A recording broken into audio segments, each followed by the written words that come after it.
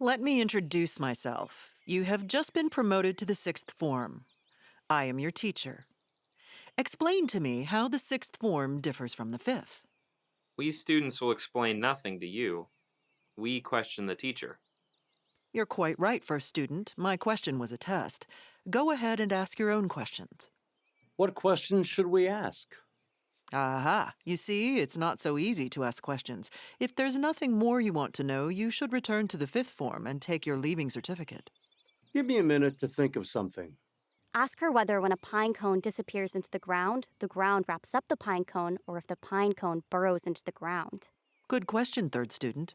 I don't know, and neither does anyone else. Second student, were you interested in the pine cone question? No, I wasn't. I'm not the only one without a question, you know. Sixth form should be bursting with inquiry. Have you ever put a machine together, taken it apart, and put it back together again? No. Have you? Yes. How? I don't know. I can't find words for it, but I can do things. I have a question. Out with it? How is it that things which come into second student's head never come into mine, and vice versa? I can write an essay. He can't even write a specification of the machines he works on, so he employs a third form patent agent. Now we're coming to the riddle of the universe. Intellectuals won't take "I don't know" for an answer. Can any of you tell me the story of the Sphinx? I can. The Sphinx was a quadruped with a woman's head and breasts who put riddles to everyone who came along and devoured the interviewee as punishment for the wrong answer.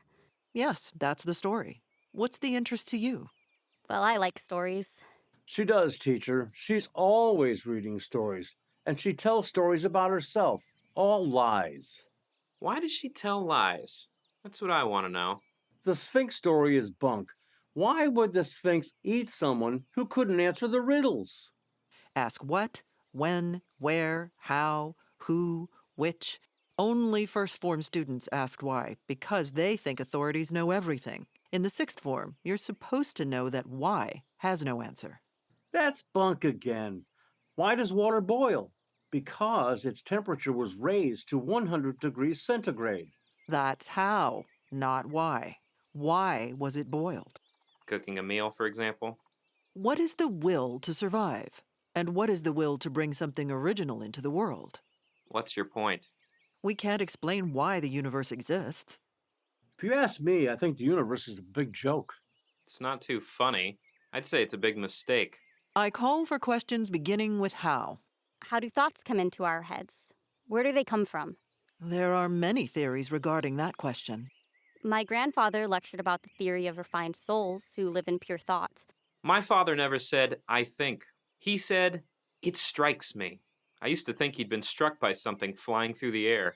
The theory mentioned by third student says the refined souls influence our human minds, using our hands and brains as tools in their pursuit of knowledge. Hello, who are you? I am an embodied thought. I appeared out of thin air after observing your class for a while. How did you get here?